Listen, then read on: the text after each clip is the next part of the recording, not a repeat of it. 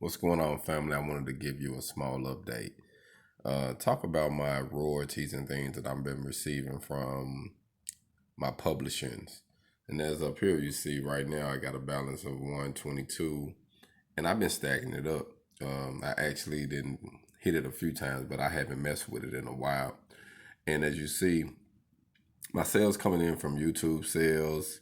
My royalties come in from just from the music catalog itself. Right here, I got a royalty that was $10.32, and all of these are connected. I got uh, my socials and all my information connected to my account. You know what I mean? So it actually mine, and then once you go over here, you can withdraw your money, and it's just cool with what you can do. It shows you all your updates, and this is two in core. So I actually got one in CD Baby, and I also got one in two in core. So I do both.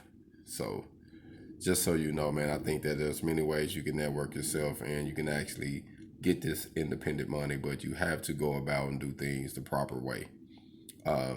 You have to do it the proper way. It's just what it is, man. It takes time, but most definitely it can be done.